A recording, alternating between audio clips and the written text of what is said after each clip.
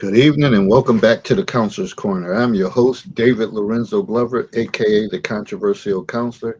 Joining me is my co-host, the Big Bad Wolf, Herb Lewis. Good evening, people. No how tonight. All right. Tonight, December 15th, we will have a special guest, author Dwayne D. Stewart Crowley, author of the recent published book, Earn for Keeps. Let me tell you a little bit about Dwayne before we get into the book. Dwayne grew up between Los Angeles, California, and Emerson, Arkansas, gaining a unique blend of urban ambition, southern practicality, inspired early by his grandparents who owned rental property. He developed a mindset centered on ownership, independence, and value creation. Today, he teaches people how to master money through clear thinking, disciplined habits, and strategic wealth building principles, empowering readers to transform financial stress into lasting stability and freedom.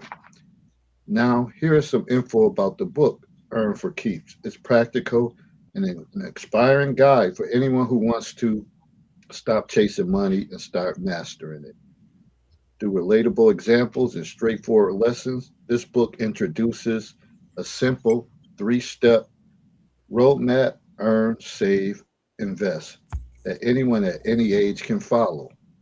You'll discover how to increase your income using your natural strengths, how to create saving habits that stick, how even small investments can grow into a lifelong wealth. Instead of complicated jargon or boring financial theory, this book delivers financial truth in clear language that motivates action and builds confidence.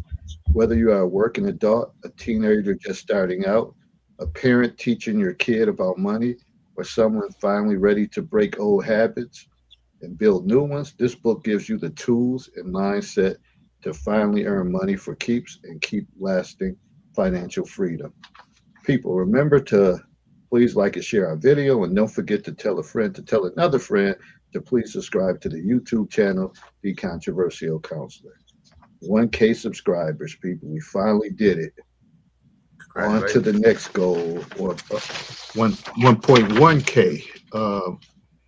So yeah, it was a long time coming to get to that 1,000 subscribers. We made it. So on to the next one. But here we have it. We usually start off with any housekeeping news.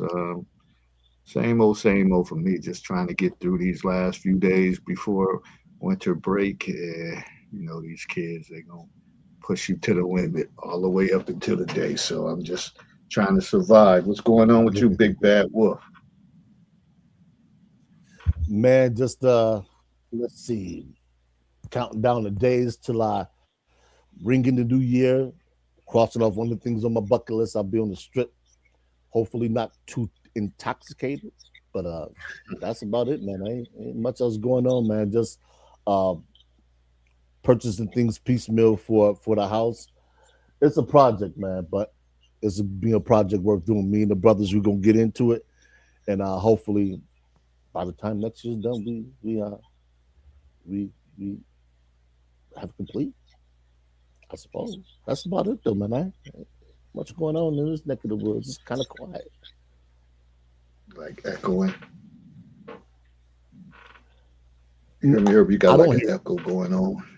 You are Yeah, well, right there, it didn't sound like one. okay. I'll just turn down the volume All a right, bit. That could have been it too. so here we go. In this topic, should be a good one. We again got the newly published author Dwayne Crowley on here, and right about now is the time that people start thinking about talking about financial goals for the new year, how to make things different, how to save money for vacation, or whatever, home remodeling and different things of that nature. Some people may be in the mindset of retirement, and so I'm sure this book will be helpful for a lot of people, and we all can value this information. I've never turned down advice about money, making money, saving money, investing money. But um, without further ado, Dwayne, you can. I know you put in your bio and talked a little bit about the book, but you can kind of um, give us your spiel, and then we'll have some questions for you. Perfect, perfect. So as he said, not Dwayne, but Dane. Dhane Crowley, born and raised Los Angeles, California, in between here and Emerson, as you stated. And all in all, just to give you the short version, ladies and gentlemen, I'm no different than anybody else out there. Is I was I was born like everyone else into this world, and I just had to deal with this thing we call money. it's And like echoing, like auto tune. oh, well, I'm hearing you guys clearly on my end, gentlemen. I don't necessarily have an echo on my end. I have my volume all the way down, but nevertheless, like I said, I have to deal with money like everybody else in the world, and I just remember being a young kid, fresh out of high school, going into adulthood, going to college, and feeling lost when it came to finances. Again, coming from a family that took pride in ownership. You know, our grandparents, they were, ever since I've been a kid, they've been in real Yeah, estate. But you know, thinking that I was gonna one day get sat down by them and get shown the ropes or the rules of money and the roadmap, that necessarily never happened. So at some point, I just said, you know what, you got to figure this stuff out on your own. I'm pretty sure the problem that you're having when it came to earning, when it came to saving, when it came to investing, wasn't foreign to other people, but there was still no roadmap. There was still no solution. So I made a commitment to myself when I was in my youth to, figure this out and one day, put it in a book. And fast forward at this point, 20 years, here we are.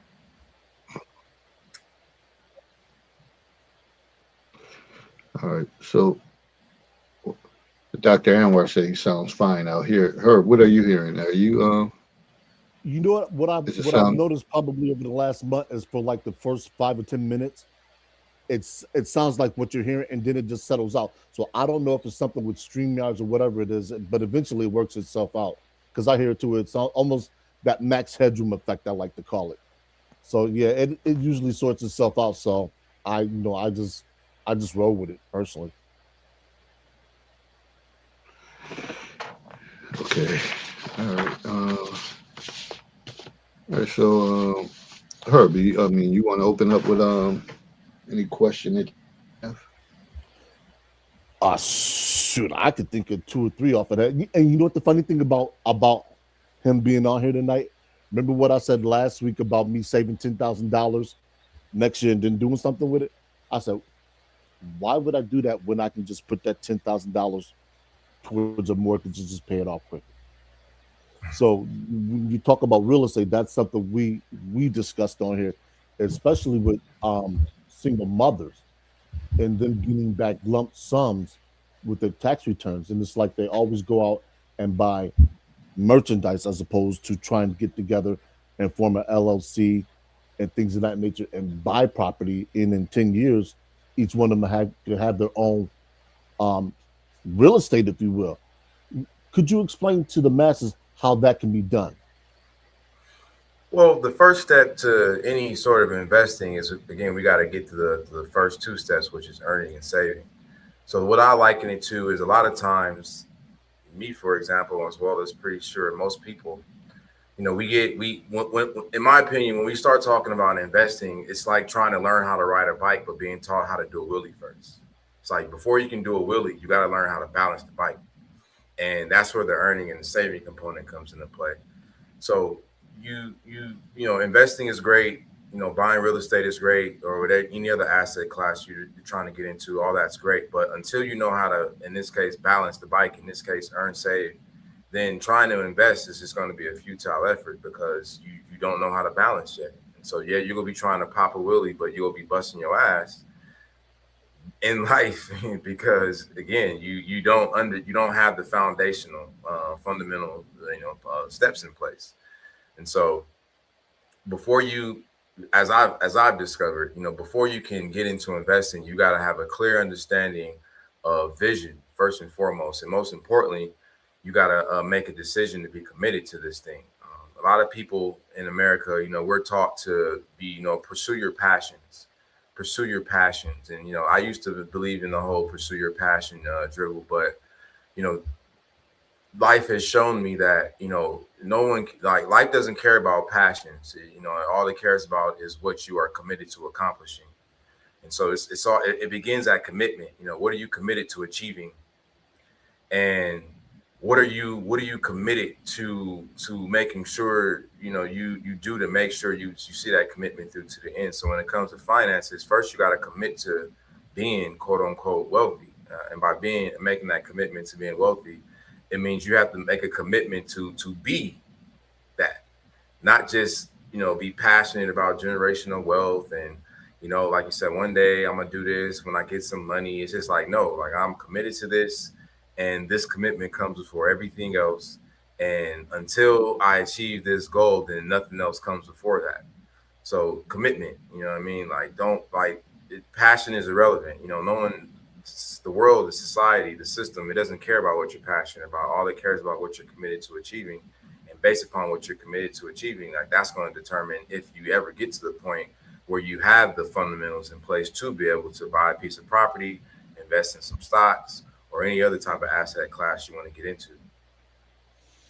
All right, now take us from the beginning of, let's say we're dealing with an individual or family who is just getting by. They have maybe about $1,000 a year per se to invest in, or to build with. They're on solid footing in terms of their day-to-day living expenses. They can balance things. But they want to do more. How could they start out? How can they start out doing that using what you have in your book? I mean, well, the first step with anything in this regard is going to be, again, getting clarity on vision. So Mhm. you need clarity, you need certainty, and you need confidence. Like, that's what's going to determine, the steps you take moving forward. So give yourself that clarity, give yourself that confidence, give yourself that certainty by taking the time to identify what that target is that you're trying to hit. Our mind has a phenomenal way of coming up with the solutions to, or the answers to the questions that we ask it, or the targets that we give it to hit. So for example, if you're starting off with $1,000, again, like, what are you trying to accomplish? And give yourself that as Napoleon Hill would say, that definiteness of purpose. So again, it's like, all right, I got $1,000. We're, as you articulated, we're on solid footing. We have $1,000, but we want to do more. And like, you have to, that part, we want to do more, like, that's what stops most people from moving forward financially, because our mind doesn't know what to do with I want to do more. Like, that could be anything. Yeah. So that I want to do more part that's the first step. You know what I mean? Like, you got to get clarity on what that I want to do more specifically looks like. So for some people, that I want to do more could be, again, we want to have $2,000 saved, or we want to have $5,000 saved, or as you just articulated, I want to have $10,000 saved. And then I want to have it saved. So if it's, right now, as David said, people are getting their goals together for 2026. So it's like, okay, by December 2026, doing more looks like us having $10,000 saved in the bank. And then once you give your mind that definiteness of purpose from a financial perspective, now you've given it a target to hit. So now you're going to start giving, your mind is going to start giving you the quote unquote answers to that test. And so as you are taking your walk through life, because that's the thing you're committed to now, again, having that 10,000, 2,000, whatever that, clear goal is, having that definiteness of purpose and that making that commitment to it, like, again, you're gonna start to be the type of person that you need to be in order to make that happen. So for example, when it comes to these friends wanting to go out, or you wanting to buy that thing that you, or that merchandise that you put it her, like, now your mind has that clarity to where you can that conversation that's happening in your mind, when it comes to, like, ooh, the dopamine that comes from you anticipating buying it, it's just like, oh, well, hold up, like, how is me buying this going to help me achieve the goal that I've committed to of having $10,000 saved in the bank? And then again, now you can have that conversation with yourself to talk, quote unquote, talk yourself off the ledge, in order to make that happen. So again, it all comes back to clarity and commitment, and then that certainty and that commitment, and then you having the confidence to take the steps forward to making that happen.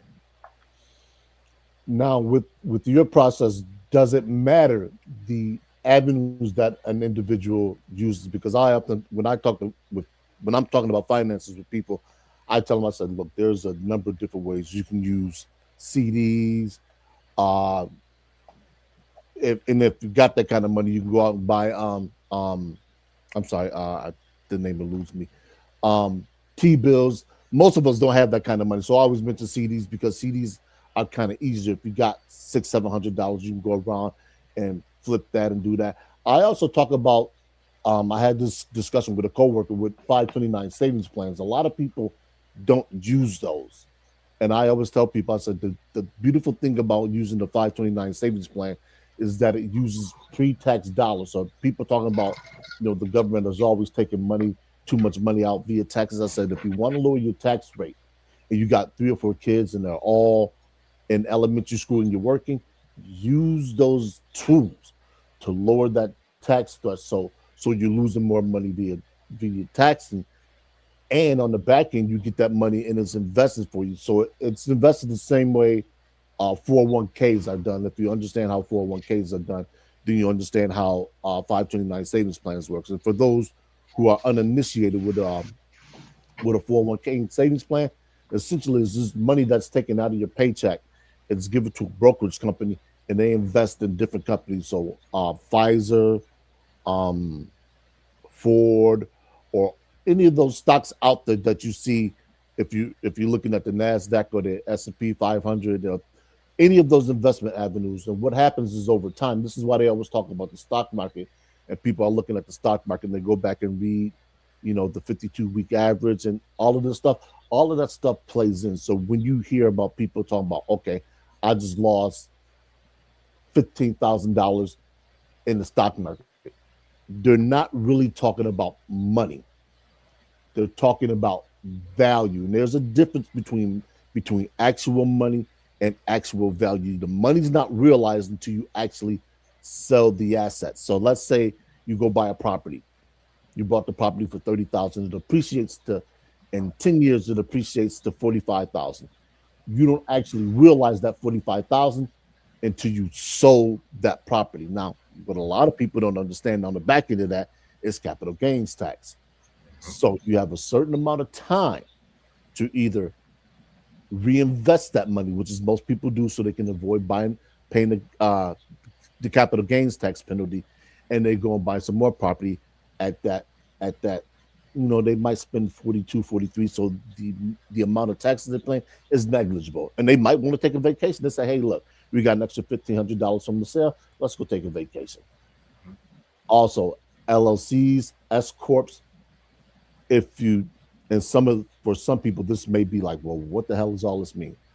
I will say this: go pick up a book, and I don't know the title of a basic book, and hopefully you have some of this information in there. Economics for Dummies, something like that, and just start reading through it. Don't try to necessarily understand it, just read through it. And the more you start reading through things like this, the more things will start to click and the more they'll start to make sense. This is why I always like games like Monopoly, because we were young playing Monopoly. We didn't really understand what was going on. You land on Boardwalk. Well, I got to pay all this money for this, man. That's crazy, man. And you go bankrupt. That is a microcosm of life.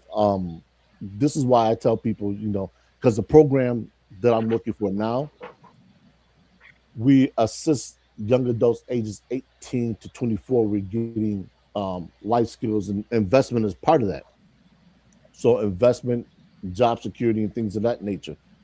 But what we're realizing is they don't have like the basics of building blocks to do these things. So, going out, securing a job, working that job, getting the money, making sure they put enough money away for their rent. And I will say this: in Niagara Falls, and I'm sure throughout the rest of the country, rents have skyrocketed. And when I first started hearing about the amount of money that a 1-bedroom apartment about 500 square feet was $1,000. I said, "Are you serious?" I said, "I don't even pay that much for a mortgage in a house that's just under 2,300 square feet." I said, "So, people," I said, what I advocate is get with your friend, especially if you just getting out of high school. Find somebody that's like Dane said, that's aligned with your future goals. You two work together, and every month or every pay period you put away some money. I don't care if it's just $25, because at the end of the year, $25 you put away a week is $600 at the end of the year. You do that 3 or 4 times, you might be able to go out and buy you a tax foreclosure property if buying a home is your thing, or you might be able to go out and get you an automobile that is more mechanically sound, so you can get to a job and get more money, or whatever it is. You might want to pay down debt, whatever it is. Like Dane said, sit down and write out that economic plan. 5 years, 10 years. What does all this look like? And if you're looking to get married, have these conversations with a potential wife or potential husband, because money is one of the top 3 reasons why, and I'm gonna say relationships, not even just marriage, but just relationships dissolve, because people are constantly fighting, especially men. They want a particular lifestyle, and that lifestyle costs money. And I'm sorry for all the men who are, out there talking about 50-50. Yeah, you can talk about 50-50, but if you can't pull 100% of your weight before you get into a relationship, then 50-50 means nothing. I'm going to say that now as a man sitting here who pulls 100% of the weight. That 50-50 don't mean nothing, because she's going to look like you like, wait a minute, you need my money to pull your wagon? No, that's okay. I'm going to go find somebody else that can actually help me, because you can't help me. And it pisses fellas off. I'm like, look, as much as we want to try and get away from traditional dating roles and things of that nature, that's pretty much going to always hold true, because women are not going to be expected to do the things that men do. They're not men.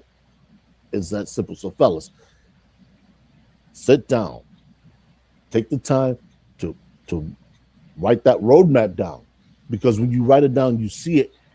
As Dane said, it makes things become clearer. So when you go out on the potential, and you don't even have to go out on the potential date. They can just be sidebar conversations you having with a particular female that you might have an interest in. You can say, hey, you know what? Let me ask you this question. If I'm looking to buy property and this, and this, how would you go about doing that? What would you tell me? And guess what? She's going to have no idea that you actually poking and prodding her to see if she's marriage material, to see if she's somebody you actually want to hang out with or do something with. And it's funny. Go ahead, David. You can roast me. This is one of the things I talk about in my book that I still have yet to get out. It's been going on 2 years now, and just it keeps getting pushed back. And I already got the copy. I just got to edit and send it back in. But these are the things that people, in my estimation, especially minority blacks, we don't talk enough about. And I kind of label that a Gen X thing, in terms of us not preparing the next generation for whatever reason, being that we didn't have the kind of economic standing that our parents had. We didn't have those kind of jobs that gave us 30 years, a pension of 40 years, or whatever the case is, for whatever reason. And I always say, I think we dropped the ball on that, because I came from nothing, to be honest. My mother never owned a home. One of my aunts did in Florida, but I was really there. But up here, like all my brothers know, let's see, myself. I can't really hear nothing on my end. It's like auto tune for both of y'all. So, I think myself and both of you guys clearly on my end. You good, Dane?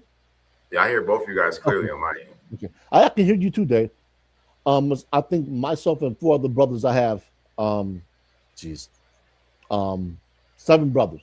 One of my sisters is transition, but and my other sister, along with her husband, they own the property.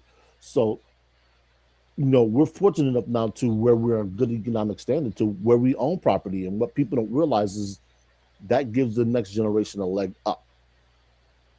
so they don't have to worry about paying rents. Yes, you got to pay some taxes, but you would much rather pay taxes and no mortgage or rent as opposed to having to pay mortgage, taxes, and or rent, whatever the case is. So this is what I always tell people, make sure that your kids understand dollars and how they make sense, SENSE, and then you can get into the sense. But and until you start to do that as and it doesn't matter whether you're a mother, father, aunt, uncle, or cousin, these are the conversations that people need to sit down and they need to start having in earnest, because if what they're saying about the future and AI and all this other stuff that's coming through is going to turn over the market and just uproot a lot of things that people are going to be in a gig economy, it's going to become even more imperative that people start to understand how to have their money work for them long term, as opposed to just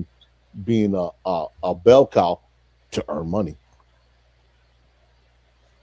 Well, that was a great story, Eric, but I forgot what question that you asked. No, I was just asking, how does that, what avenues can people start investing in just to get off the ground? Because a lot of people, they don't know. That's why I mentioned the CD. All right. So when it comes to getting started, like I said from the beginning, the first step to investing is getting clarity on what you're committed to achieving. That's going to be the first step with anything that you do, and then obtaining the knowledge required, the basic fundamental knowledge. So again, I'll liken it back to learning how to ride a bike. Like, you can want to pop wheelies, jump over off curbs and jump off ramps all you want, which will liken to investing in this case. But until you learn the knowledge that's required to know how to balance the bike, how to maintain equilibrium, then it's just going to be something that you're quote unquote passionate about, or something that you like to desire. So that first avenue is the investment itself. Like, that's your first step. You gotta invest in yourself. You gotta obtain the knowledge. Again, I'll use another analogy. It's like building railways for a train, or the rails for a train. We'll use the rail being, like you said, that structure. You got to give yourself some structure first, that roadmap, and you've already set yourself a destination. So, for example, if I want to go from Los Angeles to New York, or Niagara Falls in this case, like, there is a railway to there, but I gotta know where it's at, and then I gotta put my quote unquote train car on that rail and make sure I'm hitting the right switches to get there. Because again, if I hit the wrong switch, and I could end up in Sioux Falls, North Dakota, or somewhere in Idaho, or somewhere in Iowa, Des Moines. So you got to invest in self first, and that first investment in self is through knowledge. So and that knowledge specifically meaning, like, you have to expose yourself to a new network of conversations around finances.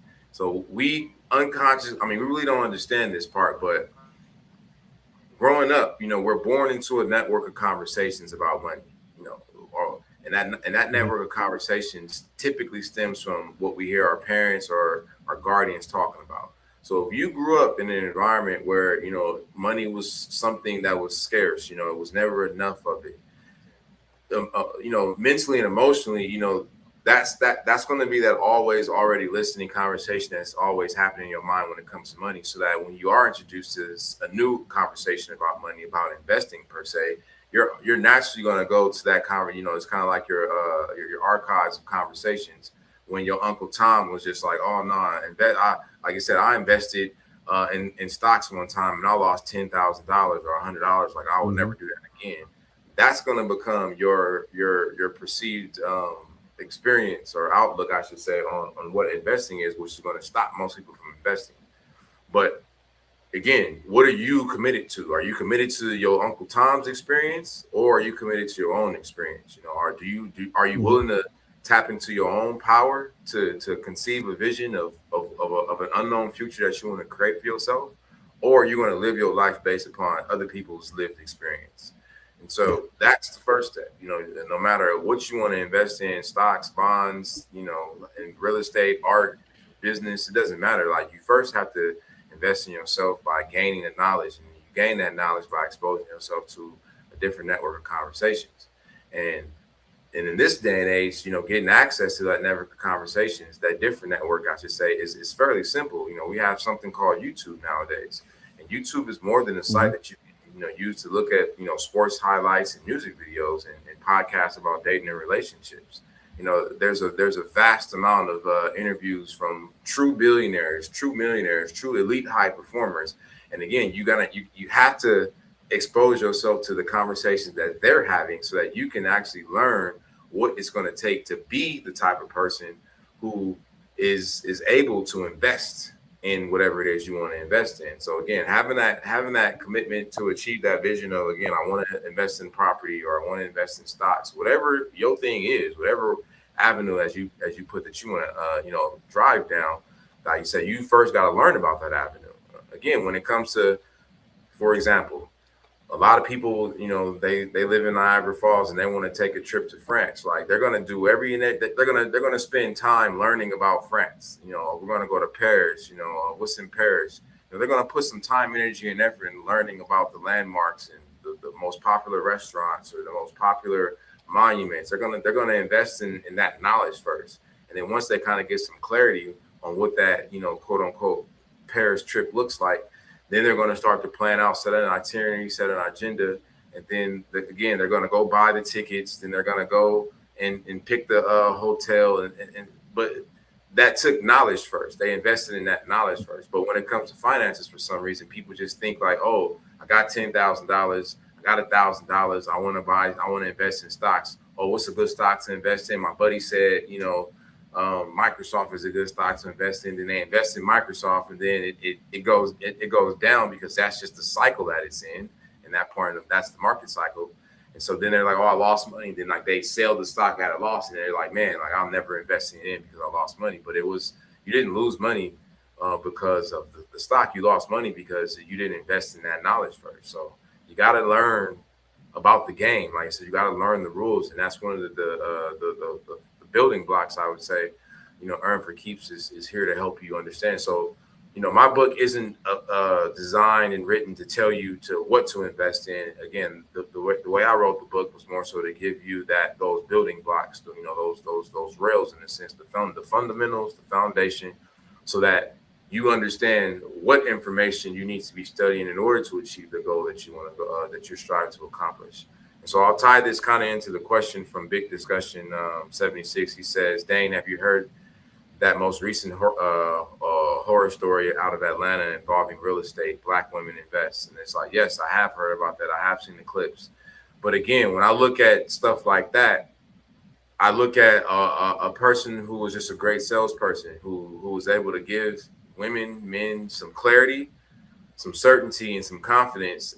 Enough of that made people want to give her $90,000, $50,000, $60,000 because they hadn't taken the steps to invest in themselves first to learn, what in real estate investing was all about. And so they kind of, in my opinion, they took the shortcut of just saying like, oh, I'm gonna just give it to this person, and then they she did whatever she did with the money. Allegedly, she did whatever she did with the money, but then now they're feeling quote unquote scammed or they feeling defrauded. But the only true fraud and scam in this case was within themselves because they didn't take the time to learn about real estate investing on their own so that they can have their own sense of clarity, their own sense of certainty, their own sense of confidence about real estate investing to understand what was required in a real estate investment so that whether they chose to work with this lady or not, they would have at least understood the game and the rules. They were the game and the rules of said game, so that they could have made winning inevitable for themselves,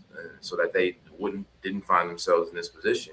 And so a lot of times when we look at these quote unquote Ponzi schemes or these scams, it's really a matter of the person not giving themselves not taking the time to understand the game that they was calling themselves trying to play, and not realizing that they were just dealing with a person who was just a phenomenal salesperson. Again, someone who understood how to give them confidence, how to give them clarity, and how to make them feel a sense of certainty to the point where they felt comfortable handing over $90,000 and hoping for the best.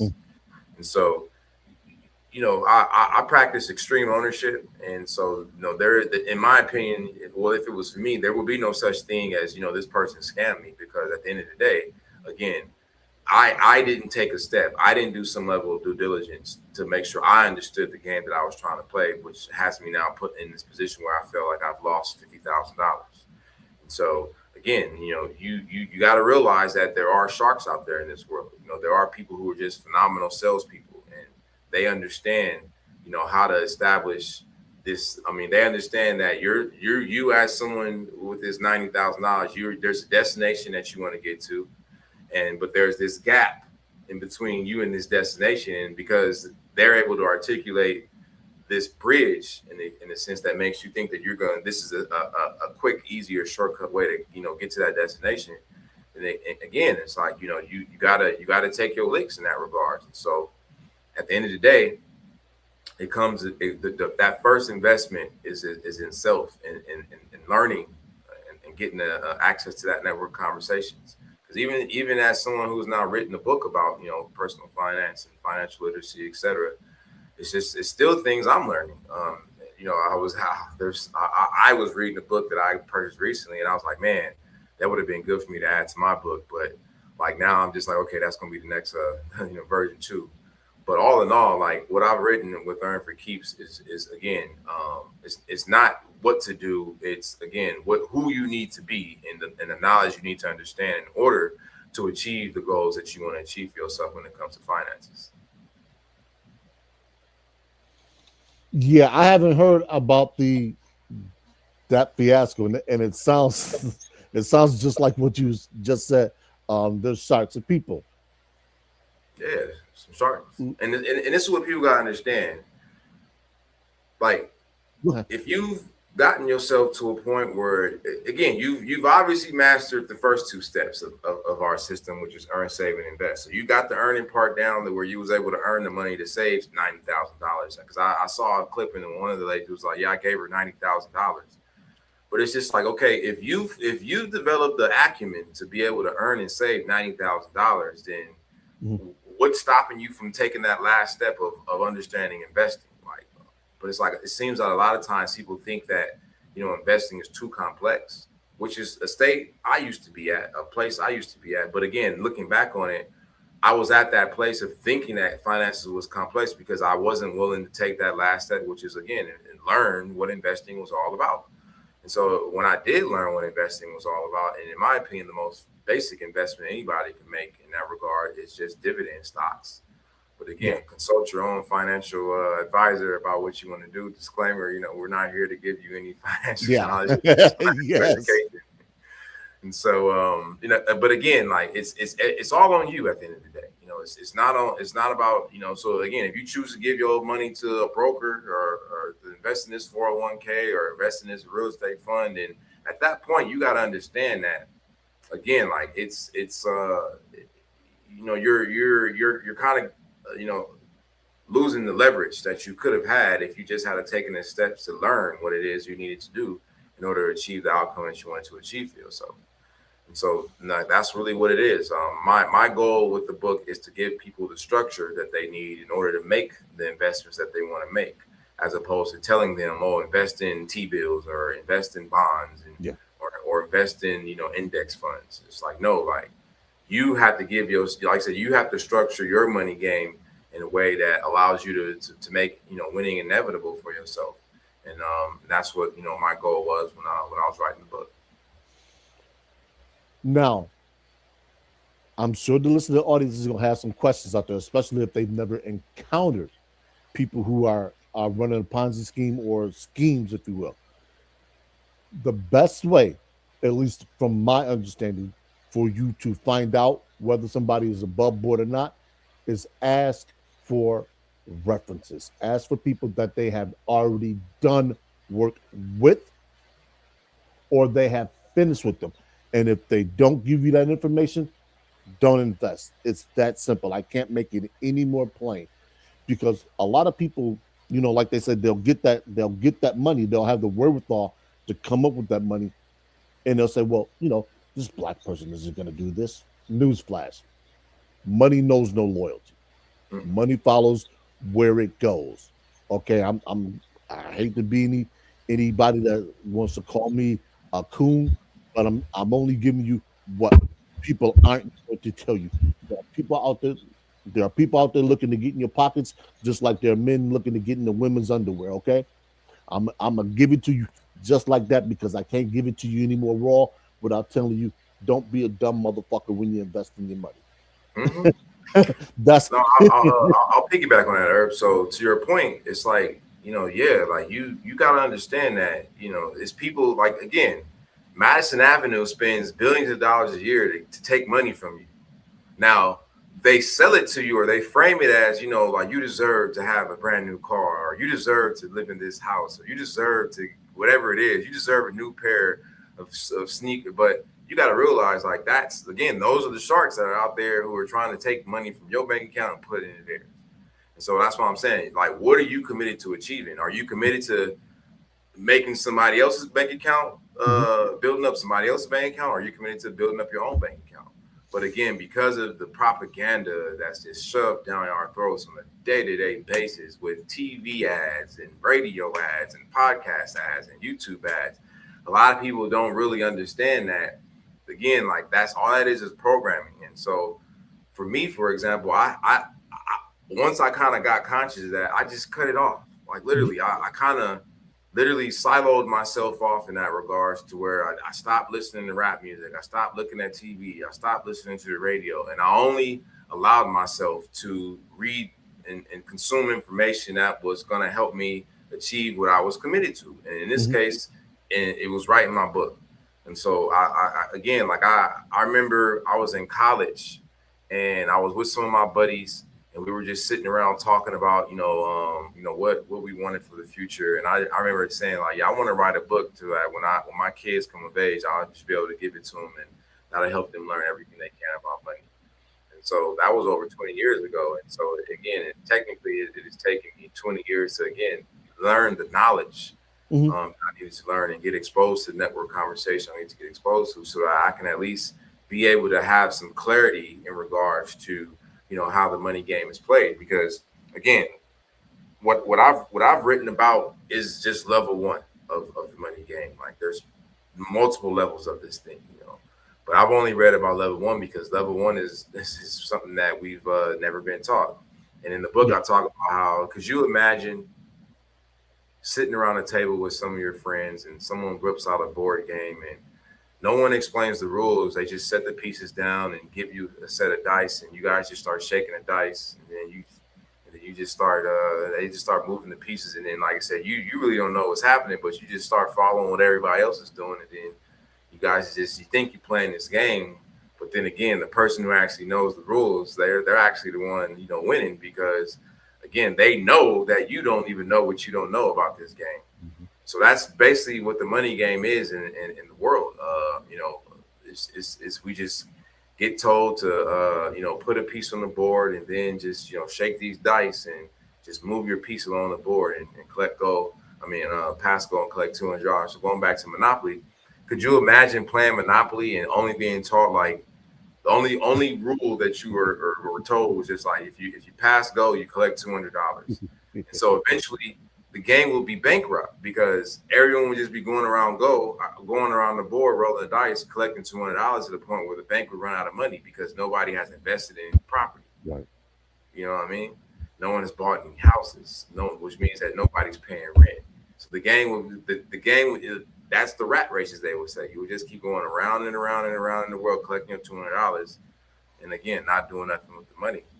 So that's one of the reasons why I wrote the book. It represents the book represents that crucial conversation I wish somebody had with me when I was a kid about money, so that I would have went into adulthood with a firm grasp of what those financial fundamentals were. So that as I went into adulthood, I would have been able to make better decisions, when it came to my finances. Because I think back being in college and quote unquote, getting a refund check, but not understanding that, okay, well, what am I getting? What's being refunded to me? You know what I'm saying? Like what? How am I getting a refund and I ain't putting no money up yet? Oh, I'm getting a loan. And then once the loan is finished paying off of my actual college expenses, my tuition, my room, my board, and all that stuff, then I'm getting refunded the money back that was, paid out to me or assigned to me, not understanding that, that wasn't free money. You know what I'm saying? Mhm. That was money that I was going to have to pay back because it was a quote unquote student loan. But Yeah. it's even jargon like that that most people, they just don't understand. It's like, oh, a student loan. Like, what is like? I'm getting a student loan. Like, but again, if you know that what a student loan is, you understand what a student loan is, then now you have the ability to make a better decision. You have an opportunity to, like a cost benefit analysis, and realize like, okay, if if this institution is willing to give me, let's just say over the course of 4 years, $50,000 to go to this school, and I'm trying to get a job that pays me $45,000 a year, is this really a good deal for me? And in that case, the answer would be no. So that means that you either need to figure out, another quote unquote major to pursue, if that's what the type of position that you want to give yourself, or what I'm saying, you need to figure out another path for yourself. And so the one of the first topics I talked about in the preface was a topic Myron Golden talked about, which is the 4 levels of value creation. And if I had been given that information back in 2002 when I was going into college, I know that I would have made a better decision in regards to like what I was majoring in, as well as even being in college.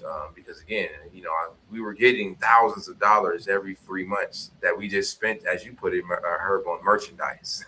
Mm-hmm. I can't even tell you where it's at today. But again, we spent all this money on merchandise. I remember being in college, bro. We used to.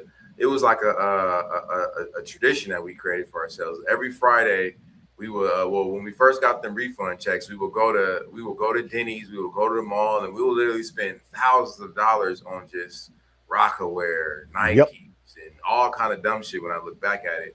But again, at that point in my life, it was these trinkets, these toys, this stuff that I thought that I needed and that I wanted, which was, when I look back on it, it was just me kind of reliving my childhood and all the things that I wish I got on Christmas. But if looking back on it, if being smarter with the money, like just think about it. Oh yeah. If it was all getting anywhere from $45,000 a quarter back, and let's just say, we have a friend group of 4 to 5 people. Well, 5 people that's getting $5,000, that's $25,000 a quarter. Just imagine what we could have done if we would have had some sort of, if we had been exposed to a different network of conversations that would have allowed us to, be committed to. In that case, we committed to buying real estate. We Mm-hmm. could have bought so much real estate back then when it was so much, and this was before 2008, when it was where you can buy real estate on just stated income. Just imagine what we could have done. But it Oh was, yeah. uh, Yeah. it was just like it was just like, but again, we didn't know any better. And like I say, when you know better, you do better. And so that's why, again, that's why I wrote the book the way I wrote it, because I wanted people to at least have the basic fundamental building blocks of earning, saving, and investing, and having the more so the structure to do that, so that they can make better decisions in regards to what they use with their money. So David has a question here. He says, "Did you have any unique habits or routines that help you stay on track with writing your book?"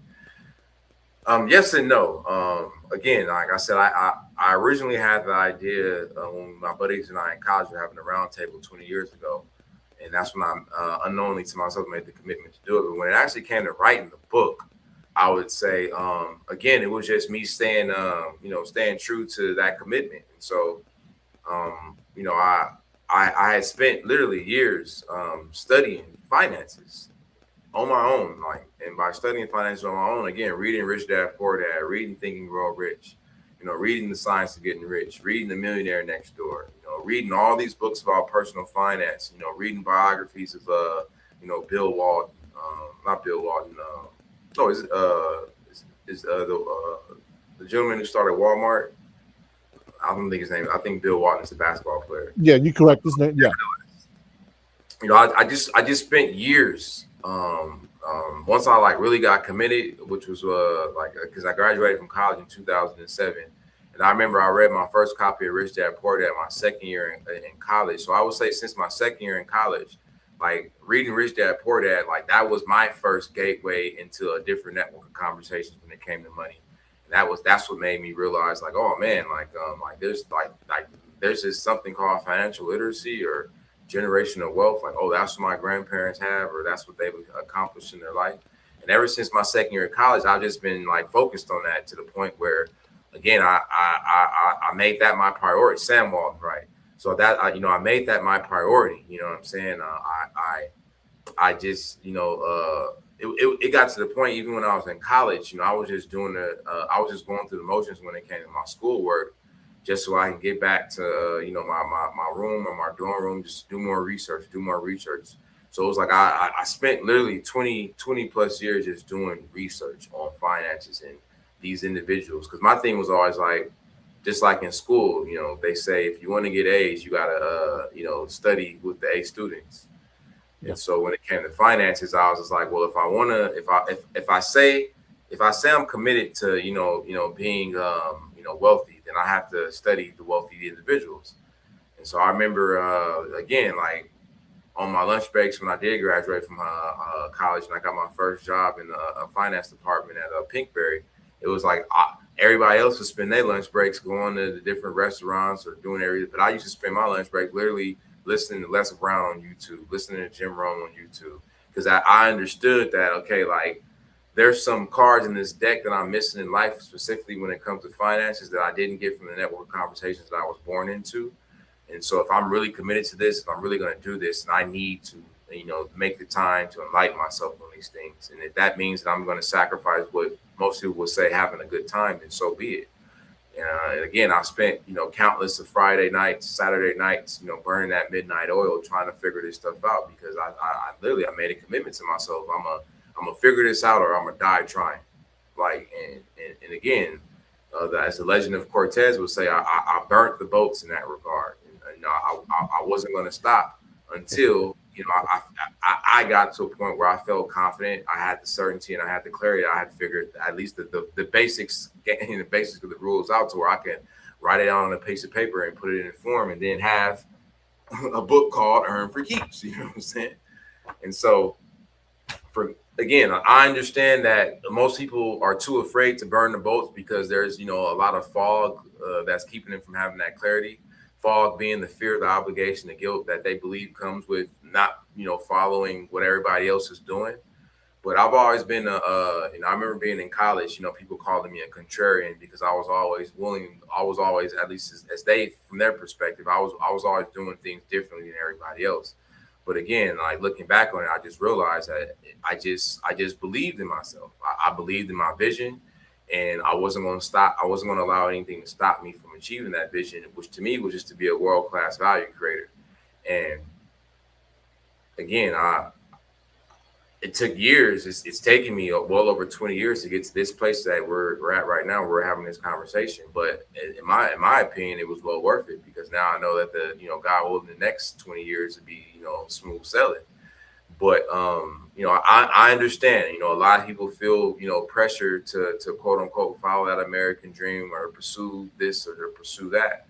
But it was just like, nah. And it's just like, I'm not about to plant any roots in regards to buying, a personal residence. I would say, I still invest in, stocks and whatnot, and dividend, stocks. But it was just like, nah, I'm not. I remember, and I was talking to a young lady, at the at one of the work sites, the job sites that I work with, and I was just sharing her, for me, it was like, I didn't want to start a family and live my life trying to quote unquote figure it out. You know what I mean? Because I understood that there was a bigger game to be that was being played in this world, and I wanted to play that game. I wanted to play on the highest level, as they would say. That highest level being, as Myron Golden, shares the 4 levels of value creation. Being an Imagineer.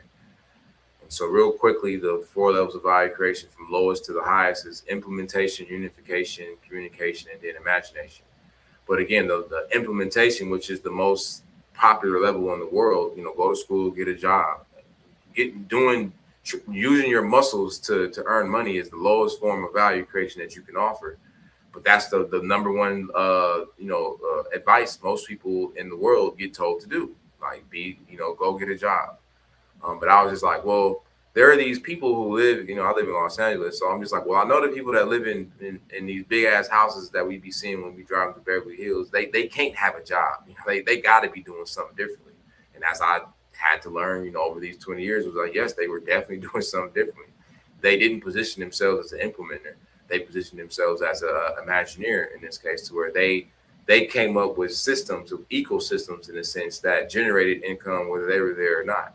And so I was like, okay, yeah, I want to do that. You know what I'm saying? But again, I didn't know how to do that when I was, a young, 21, 22-year-old fresh out of college. So it just took me, 20 years to figure that out. But again, now that I figured that out, I began the first step of that, which is literally using my mind to come up with an idea to create a system that is now going to be able to generate income without my direct involvement. So I put the work in one time over this last 20 years to get this book ready. And it's just crazy, you know what I'm saying? Like I published it on December the 5th, and it's just crazy because it's just like, okay, like I've done it because I log into my Amazon KDP account and I just see the royalties just going up and up and up. And I was like, damn, so this is what they was talking about. This is how you again, turn your idea into income. Like this is how it's done. And again, this is just one way of doing it. But this one way of doing it is how a lot of people do it. And so it's just like I tell everybody now, like, everybody has a book inside of them.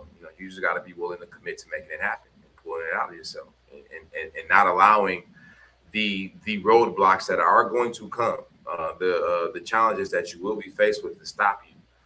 But again, like I said in the beginning, a lot of people are passionate about generational wealth, but again, they're not committed to achieving it because they don't give themselves the clarity of what that actually looks like. Generational wealth is a big buzzword in nowadays, especially in social media. But when you really sit down and have a conversation with it about it, somebody, they can't articulate with their words what generational wealth looks like to them. And so it's like, again, how can you give your mind a target to hit when you can't even give yourself the clarity of what that target looks like? All right, two things. Generally, when we have a guest on, we want to value their time, so we generally try and keep the discussion to an hour. But if you want to exceed that, we can. And two, I set aside 2 hours for this, so we're good. Okay, and number two, and more importantly, where can people find your book at and the price point?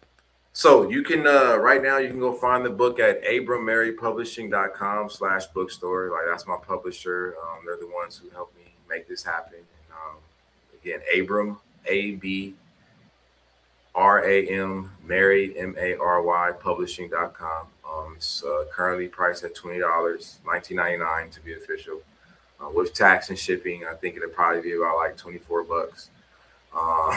But right now, you can also go buy it at Amazon and probably get it shipping for free on Prime and just pay the taxes. I think for me, it was like $22 and some change. But those are the two places that you can buy it as of right now. But then moving forward, obviously, once I get a couple of things set up on the back end, I will. One of my first avenues of getting the book out there is through sponsorships. And so you'll be able to buy the book if you were like a youth organization, church, nonprofit.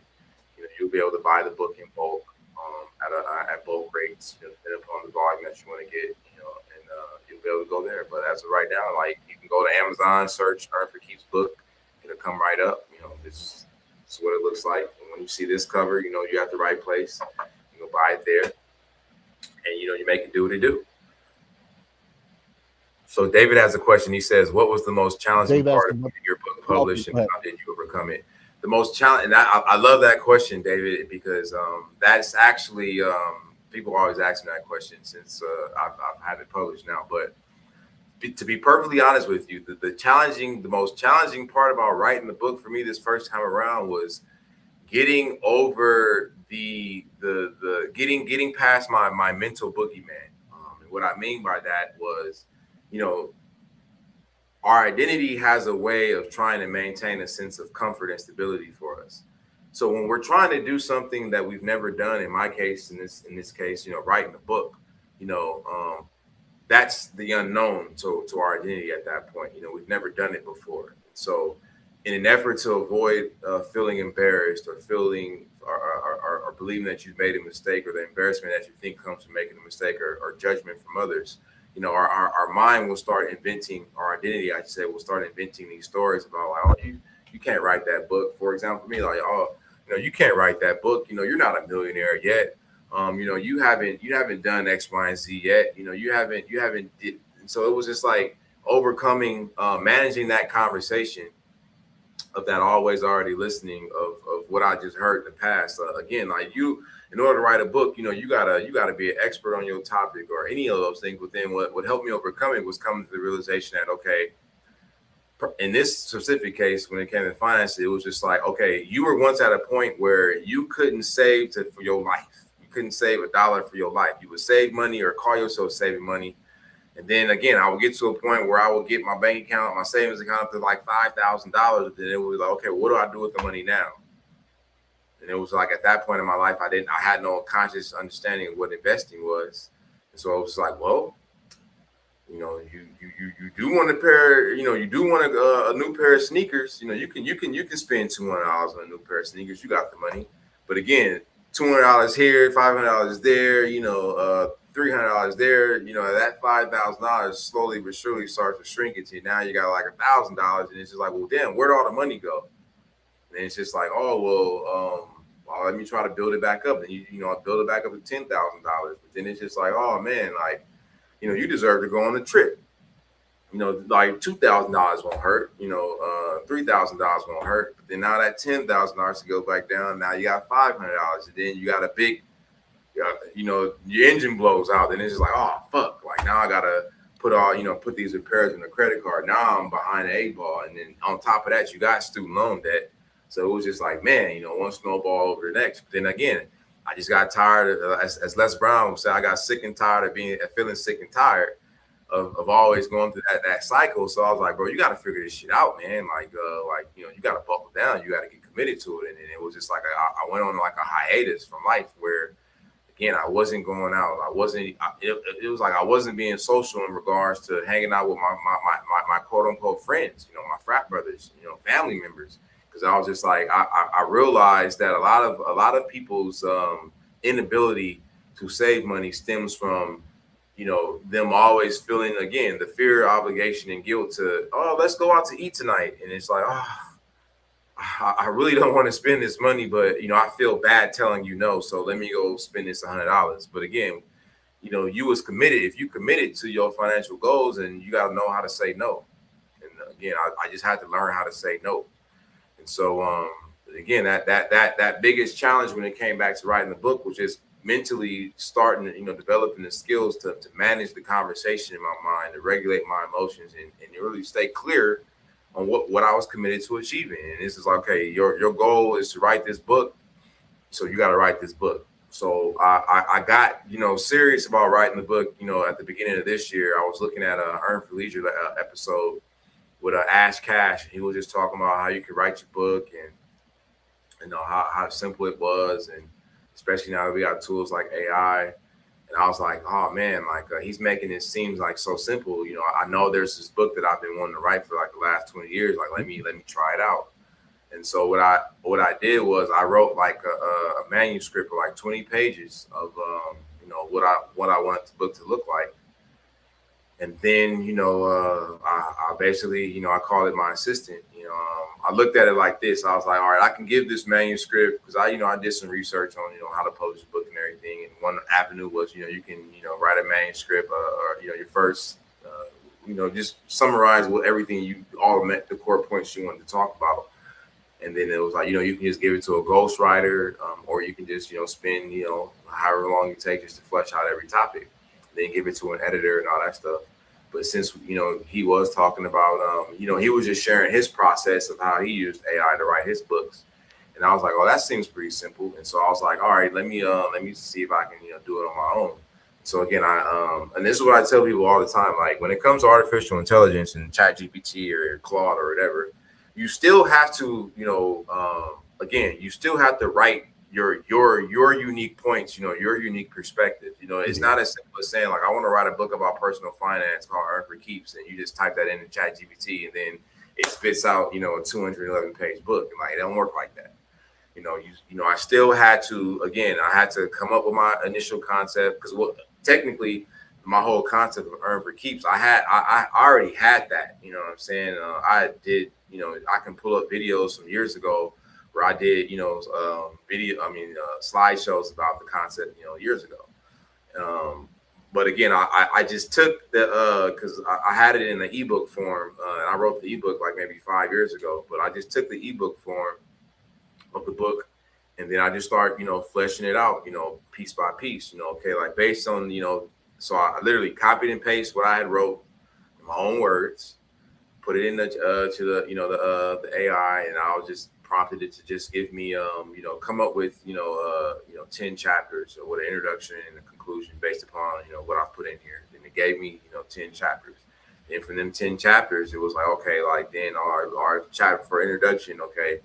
Now that I have the introduction, like all right, then I went back to my ebook and I took the part that I saw that it took to come up with the introduction, and I kind of fleshed that part out on its own. I wrote, in my own words, what I wanted that part to sound like.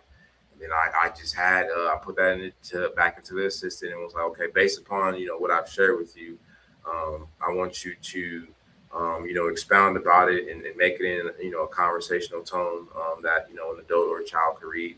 And then boom, what I'm saying? It took my own words, and then it just made my own words, just sound more conversational and put it at the right tone. And I just, did that for every chapter based on my own words again, everybody. Like you still got to put the effort into writing out your own words and coming up with your own context in that regard.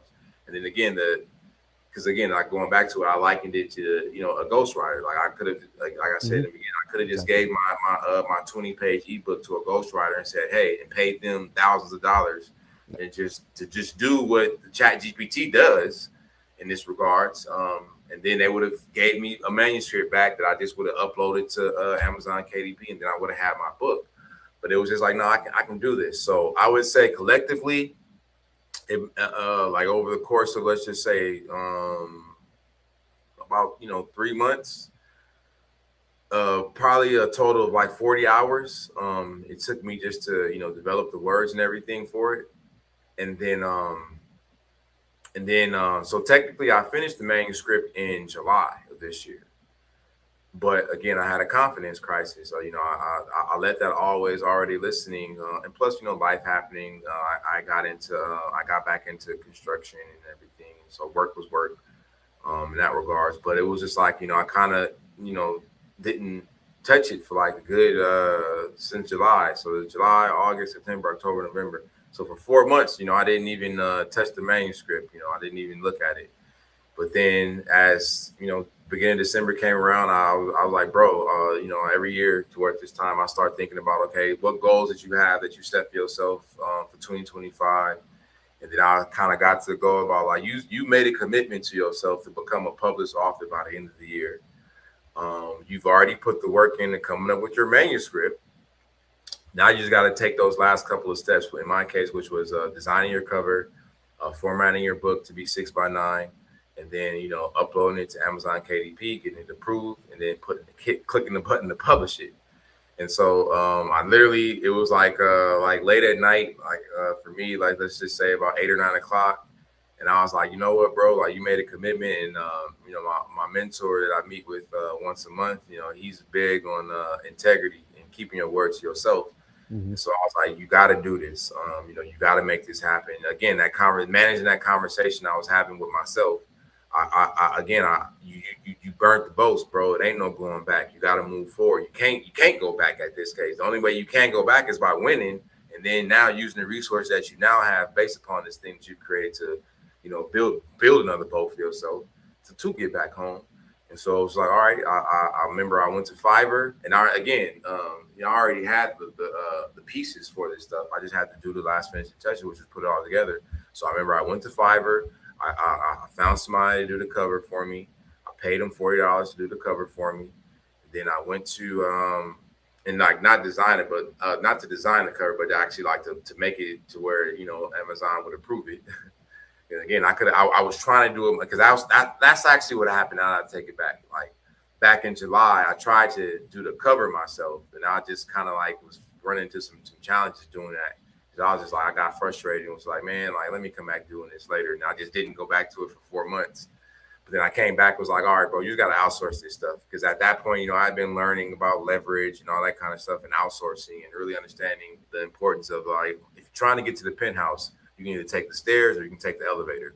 And taking the Yeah. stairs is doing everything yourself, or taking the elevator was outsourcing. So I was like, all right, you understand leverage now. So you're trying to now you're taking the elevator. So outsource.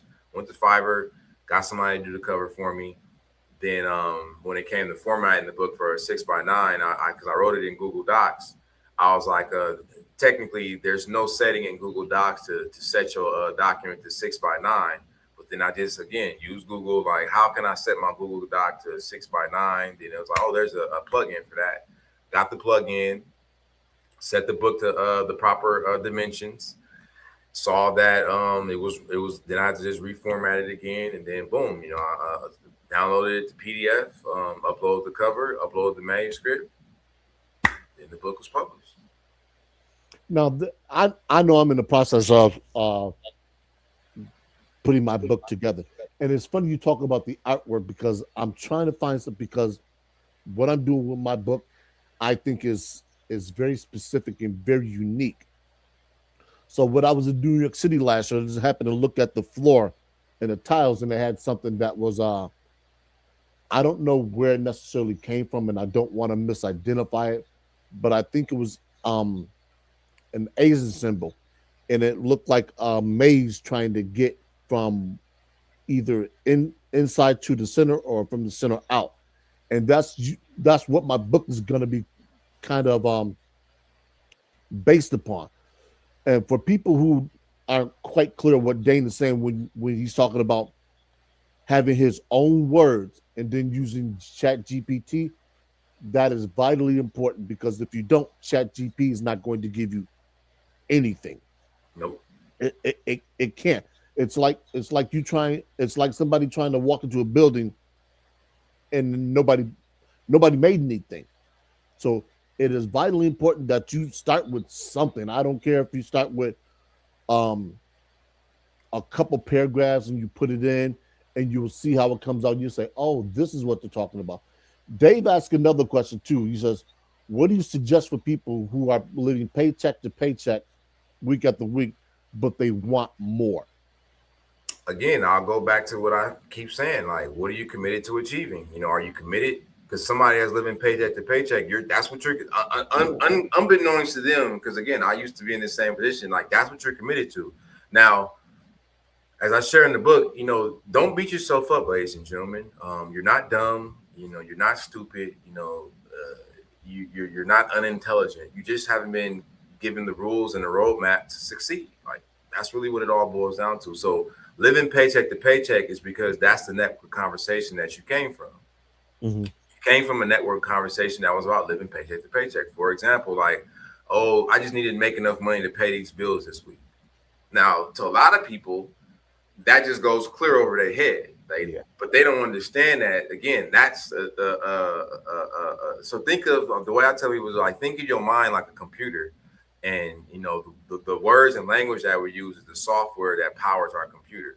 So when we hear things like, "Oh, I just need to make enough money to pay my bills," even as a little kid, if that's all you hear in your whole childhood is, "I need to just make enough money to pay my bills," then when you become an adult, what do you think that network conversation is you go tell yourself when it comes to money? I just need to make enough money to pay my bills, which puts you in this paycheck to paycheck cycle. So you got to elevate from I just need to make enough money to pay my bills to something bigger in regards to, or as Dave says, something more in that. Okay, no, I need to go beyond making enough money to pay my bills. I need to earn enough money to be able to pay, all my family's bills.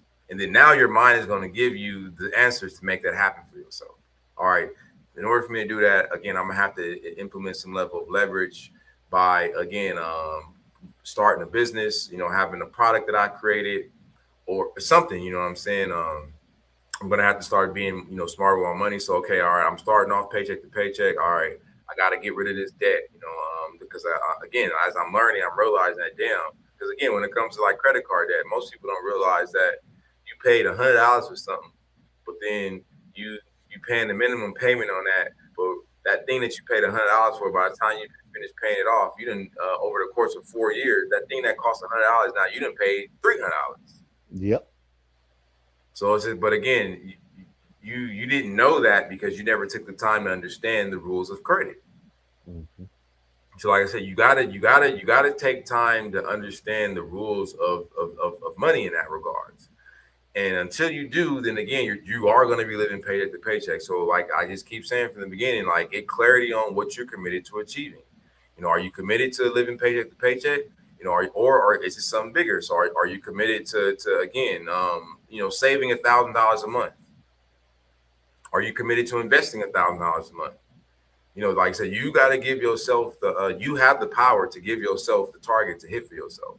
And again, the moment you get committed to that target, to achieving that target, your mind will start doing the work, the legwork required, the thinking required to put yourself in position to make that happen for yourself. Because again, when you go from, oh, I just need to make enough money to pay my bills to like, I need to make enough money to invest $1,000 a month, you'll begin to start taking the steps required to be in a position to invest $1,000 a month. Because that's literally one of the things I told for myself. And again, I start small. So the richest man in Babylon, that whole story is about learning how to take 10% of everything you earn and saving it up so that you can invest it.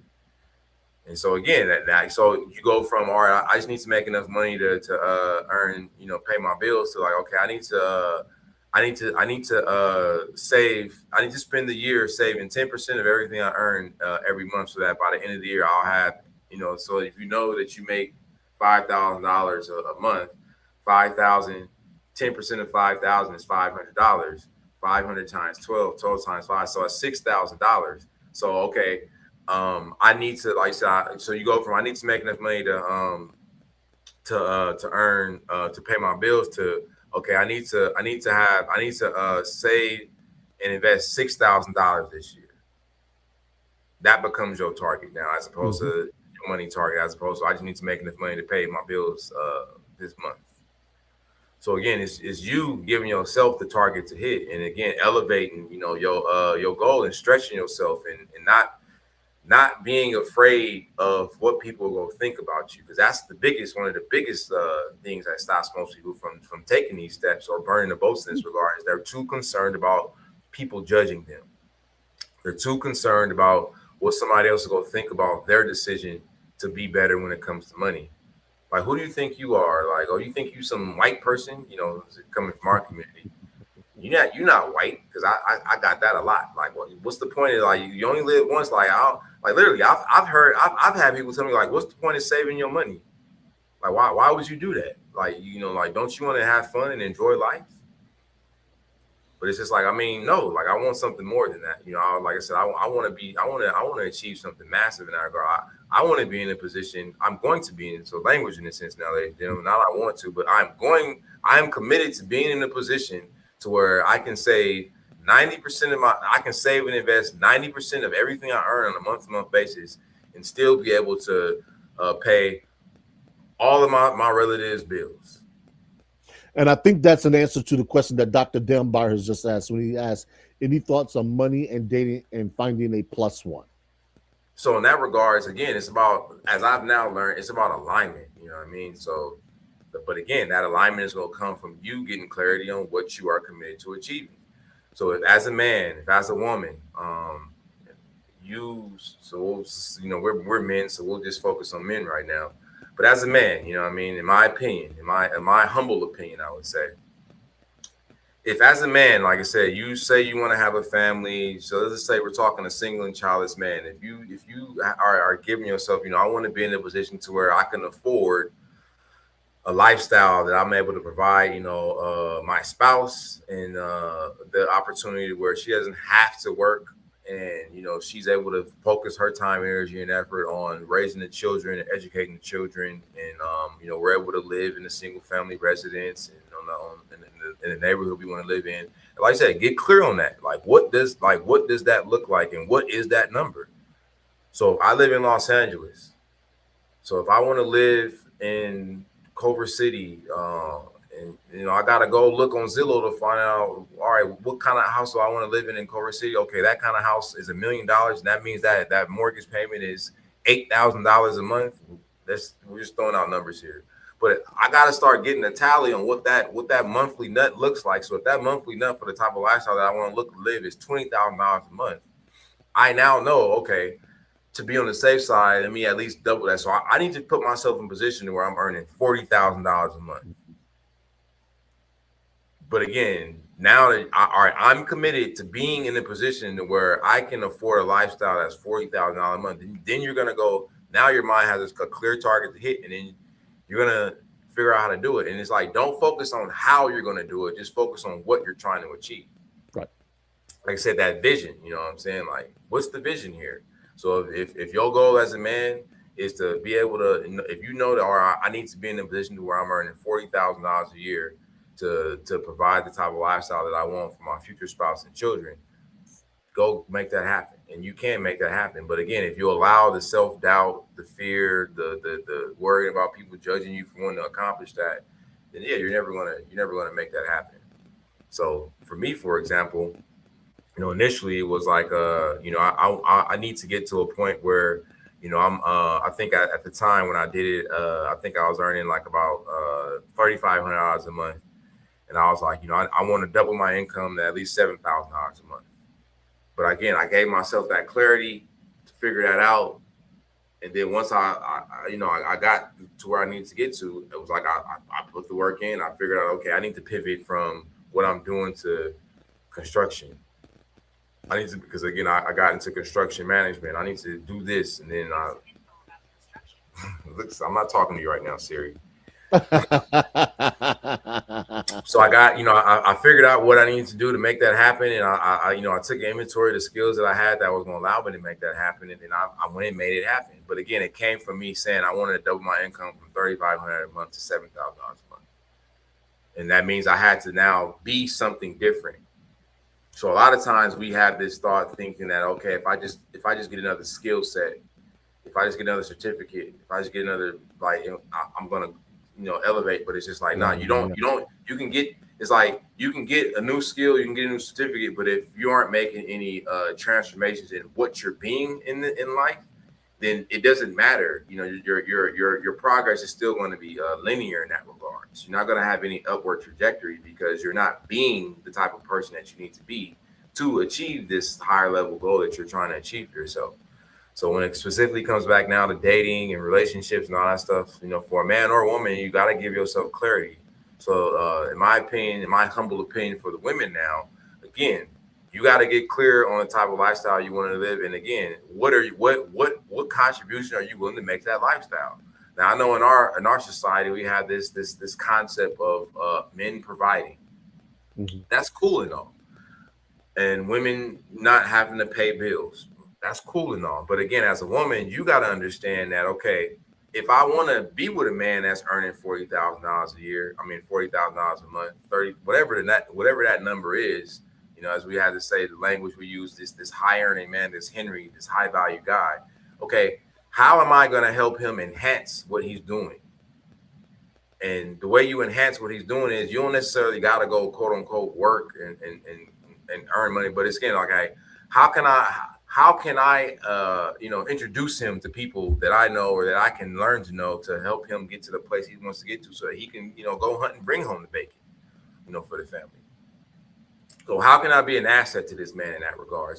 Or am I just going to be a liability where I just got my hand out expecting some man just to give me some money so that I can pay my bills and again, buy merchandise? Let me invest in myself as a woman to learn how to read financial statements, to learn, where the wealthy men in the world, in my city, congregate, so I can be able to tell my spouse, hey, you need to go be spending some time over on this part of town instead of this part of town, because for the goals for the vision that you say you're committed to achieving, it ain't gonna happen, hanging out at the bar with your buddies. You got to go hang out at this bar over in this part of town, because in that part of town, that's where all the players is at. All the ballers is at. All the high earned, like, you can be over there. And then again, you as a woman, meeting their wives, and then letting their wives know how your husband does what he does and how he can help their husband do something. And now you able to connect, and so it's just about being strategic with it. Marriage in its origin was about strategy, it was about survival, and it was about power. And it's just like now it's evolved into some romantic exploration of feelings. And again, like I just know that you can't build you can't achieve the goal that a lot of men and women claim they want for themselves when it comes to like living life off of some romantic exploration of feelings. Like you got to get serious. You got to be some rationale to this. There has to be some strategy involved, you know. And then again, you got to put yourself in a position of power. Yeah, a lot of people. I'll add this in there too.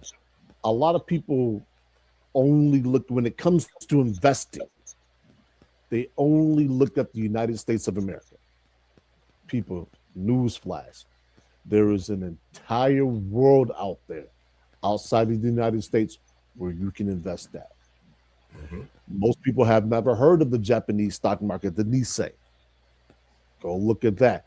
Most people won't dabble in buying and selling currency. If you go look at the English pound, it actually is performing better than the U.S. dollar.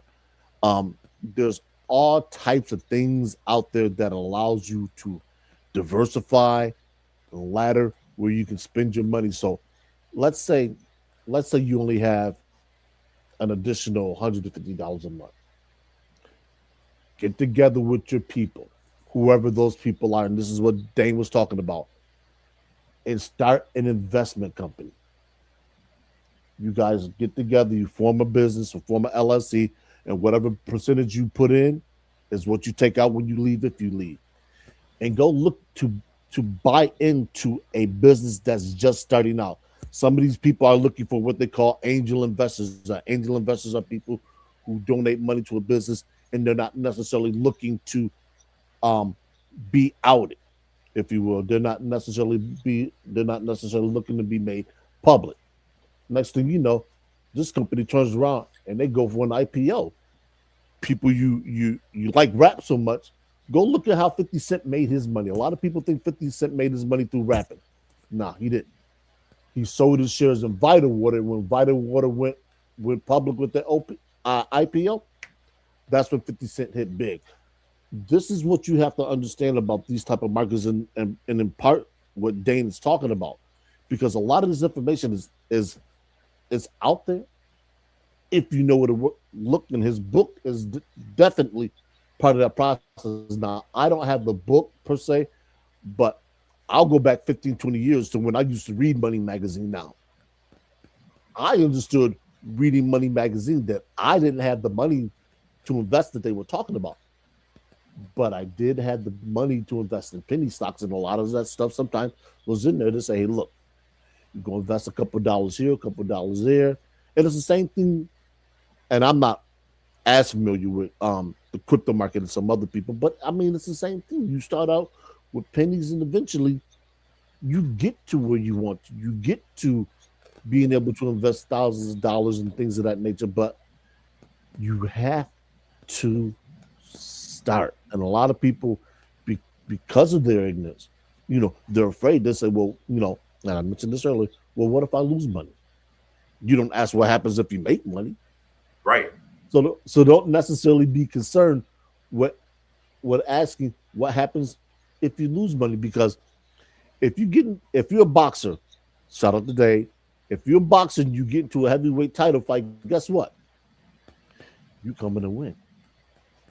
There's a chance that you can lose, but you're not focused on that. Your drive, everything that you've done up to that point, has put you in a position to win. Now, are you going to follow through on everything that you've done, everything that you've learned, and you're going to carry it through?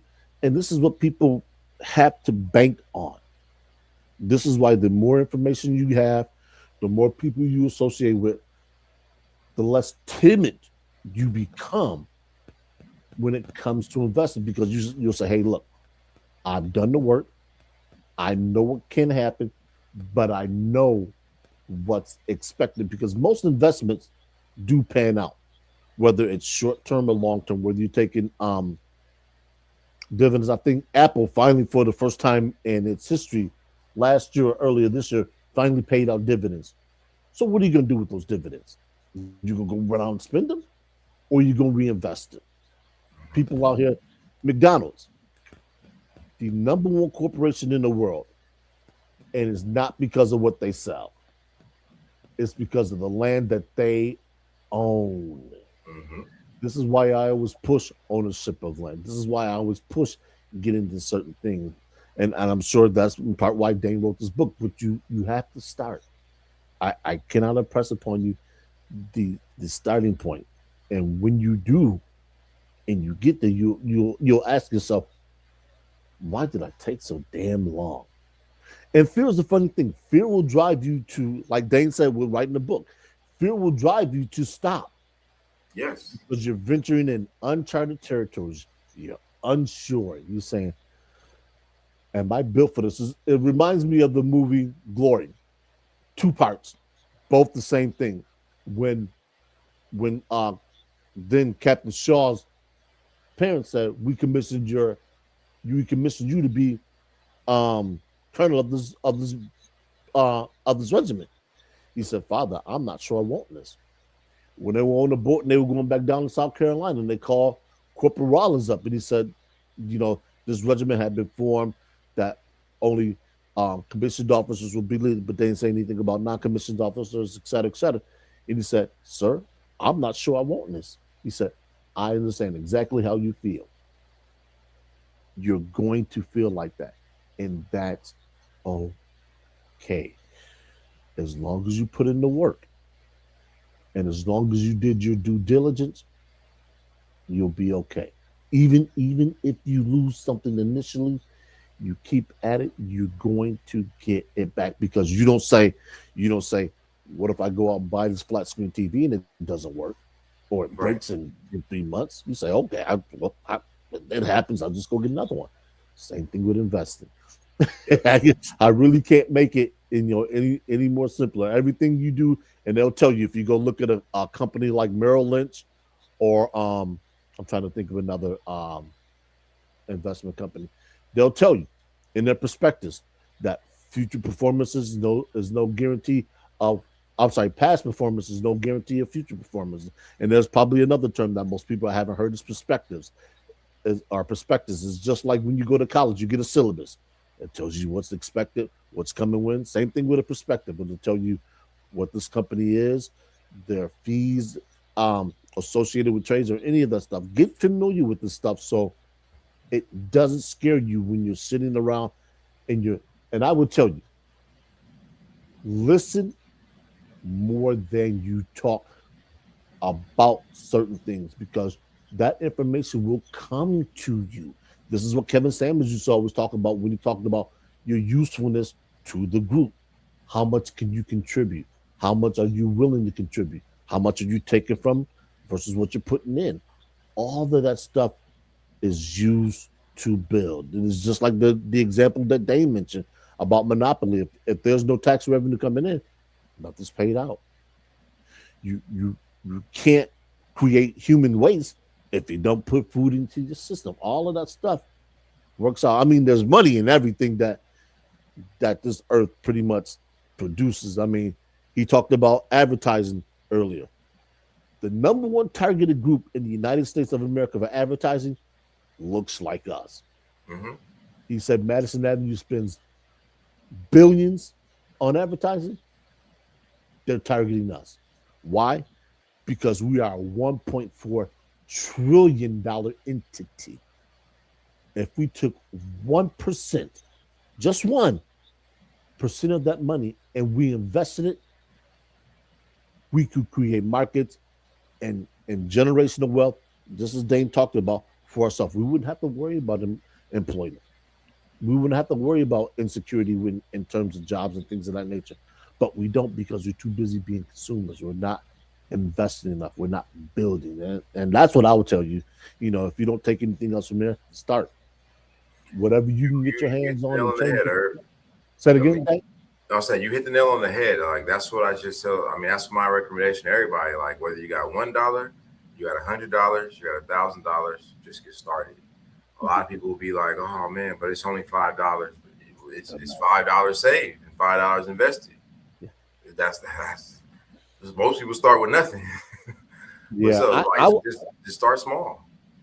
I would tell people, get friends, family. If you went to college, college people that you graduated with, start an investment group. So you get 600 people, $5. That's $3,000. Go invest in something. Even like I said, as a group, start that group. Here's a thought, or not to cut your wisdom off, but on that point, going back to what I shared in college, I remember being in college getting refund checks, $3,000, $4,000, $5,000. To your point, if we would have just took it was five of us. Let's just say we keep the numbers round. Five of us getting $5,000 every 3 months, and that's we just took 10% of that. That would have been 500 times five. That would have been $2,500 a month. Tesla stock was only $7 back then. So just imagine if we all would have every 3 months we would have put $2,500 into a $7 stock. Where would we have been? Like where? Like it's just like I cry now, kind of like thinking about that. But I was like, man, but again, if you know better, you do better. But just imagine where we would have been if we would have just stayed true to the game, kept our nose down, kept our nose to the grindstone, and just kept putting in that money every 3 months and not touch it. Like just let it just let it build value, let it mature, let it gain value, let it get and just reinvest it. Just kept reinvesting over the course. Like I said, we would have and a couple of us we did the math. Like that portfolio would have been worth. I think it would have been worth just under like I think it was like $8 to $10 million. And that just would have been off of money that we got in college 5 years ago. Because we was like, that was what we did. We said, if over the course of our time being in college, we just would have all pulled our money together and put it in Tesla and Apple stock back then, it would have been, like you said, the portfolio would have been like, it would have been a 7 to 8 figure portfolio, easy. And like you said, we would have stopped investing. You know, I was in college for 5 years. So like I said, just over that 5 year span, that little bit of money or that we would have all put in over the time, like it would be worth millions of dollars right now. Yeah. And then we would have been able to leverage that millions of dollars of portfolio to get, you know, interest-free loans. Yep. Or tax-free loans, whatever, to then to then buy real estate that we would have then been able to then, you know, produce, you know, monthly cash flow from. And then again, we would be retired right now, quote unquote, chilling on a PJ going to the Maldives or someplace, you know what I mean? So, but again, if it's hard. It's hard for people to see the finish because they don't begin. And it's just like you said, you know, that portfolio, man. And then you can talk about, you know, investing in simple things where you don't necessarily have to go out and invest everything because you're trying to get to a certain benchmark. You've already hit the benchmark now. You're just trying to maintain and build a little bit here, and now you can start to diversify. You want to say, hey, look, I want to take some money and try and invest in this. You can afford that loss now.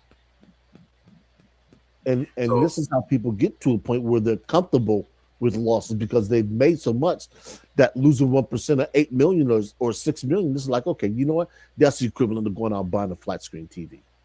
That's the equivalent of going out to an expensive restaurant and having a dinner with my wife and the children. All of a sudden now, money becomes a tool. So you don't mind using the tool to build things.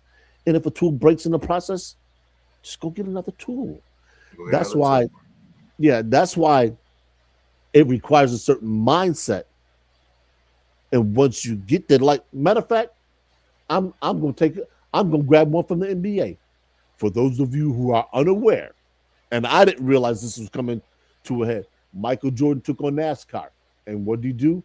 He has reshaped how NASCAR operates. That's right, to go. MJ has said, look, these people are losing money. We shouldn't have to pay this kind of money just to get in here, just to lose money. And Mike took him to court. Now, granted, Mike had the financial team, but Mike also had the knowledge of what was going on. But Mike acquired that knowledge through all his workings with Mike and his Jumpman brand. Because if Mike never had the information with his Jumpman brand, he would have never been able to accomplish what he did with NASCAR. Because NASCAR was set to take a major L. They were talking about at least $300 million in punitive damages. So now he has flipped the script. NASCAR, and I'm not a NASCAR fan. When it comes to racing, I would prefer open wheels. So Indy and the kart series is, pretty much what I would gravitate towards racing. But I'm not knocking NASCAR. It is what it is. It's quite frankly, if you actually look at the genesis of NASCAR, it goes back to prohibition. So a lot of people, there's a homework assignment as we like to give out in the council's corner from time to time. But all that stuff, man, it's information, and information becomes a very, very invaluable tool. Like the slogan of GI Joe goes, "Knowing is half the battle." And if you know, you become dangerous. This is why our fathers from past generations were so poorly educated. They said we can't afford to let them know this, because if they do, they can change the game.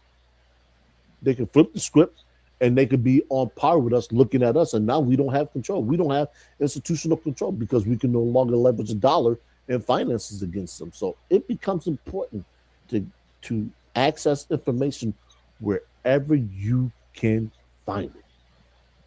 So I'm gonna share a little piece out the book real quick. It says on this point, it says every dollar is a decision. Every time money comes into your life, you make choices: what to buy, what to save, what to ignore. Keepers know something that spenders and borrowers don't. Every dollar is a little soldier.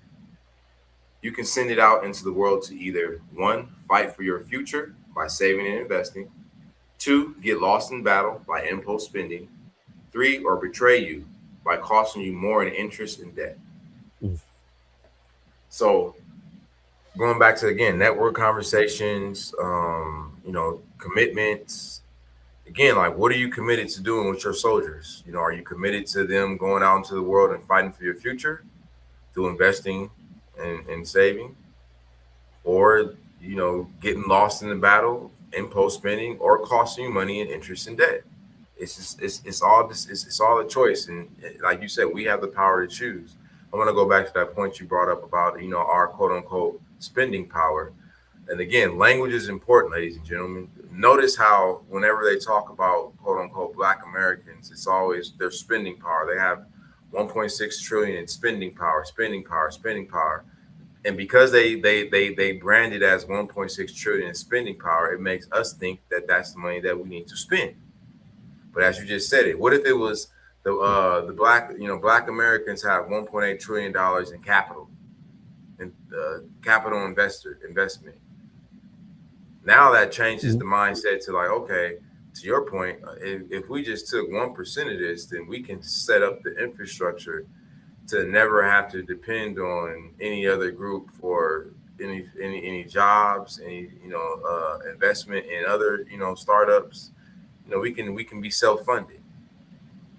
But again, it comes back to us and how we choose to frame these things as well. We can it's like, I ask myself now, like, as a collective group, like, why are we so loyal to other people's labels and rules? Yeah. Why are we so loyal to these things? Why haven't we realized that, again, we have the quote unquote capital, and we can't make a decision? Again, richest man in Babylon, we can't put 10% of that 1 trillion aside just to invest it in our own community.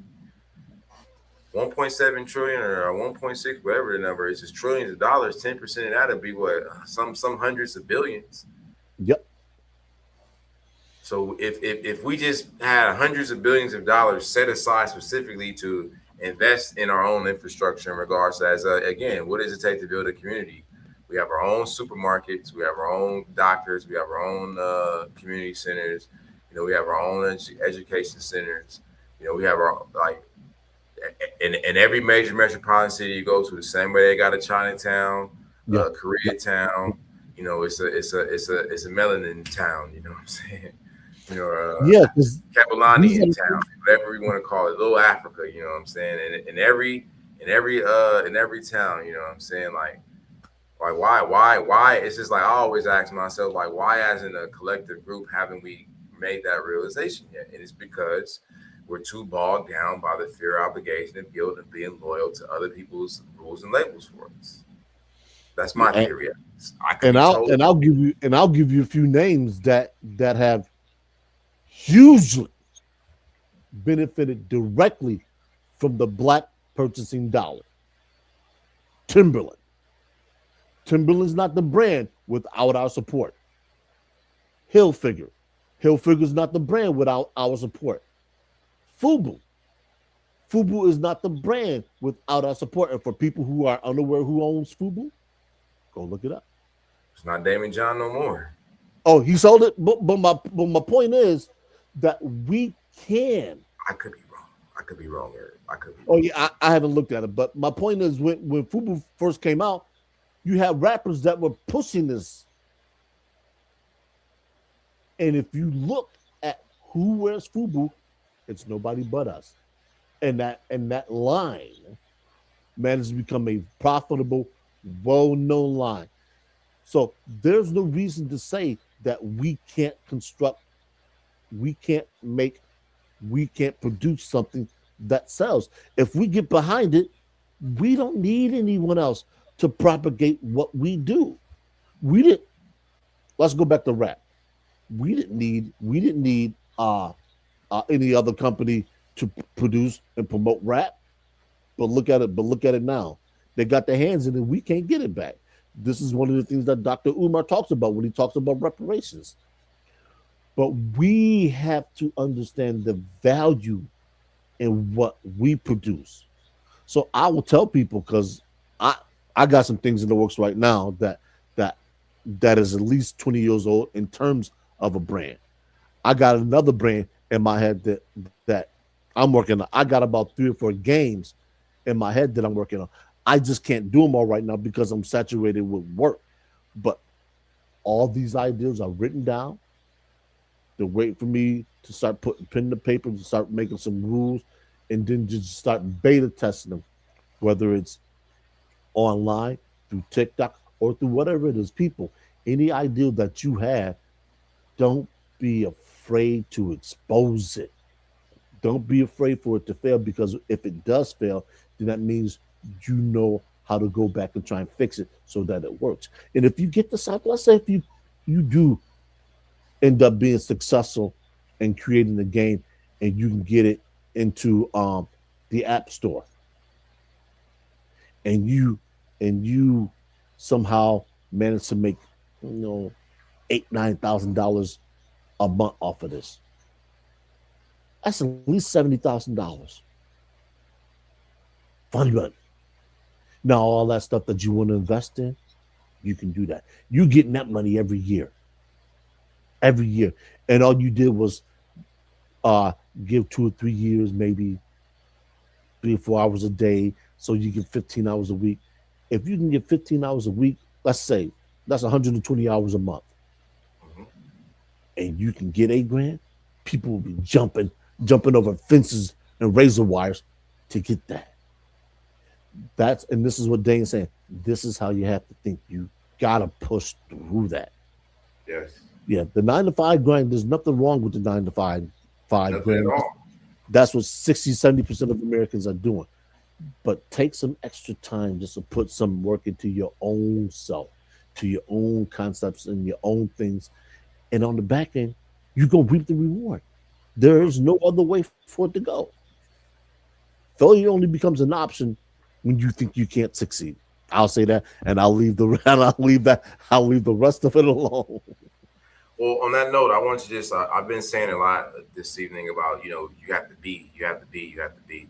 So in the book, I talk about, I say player types. There's 3 basic player types. There's the borrower, the spender, and the keeper. So the borrower, they spend money before they earn it.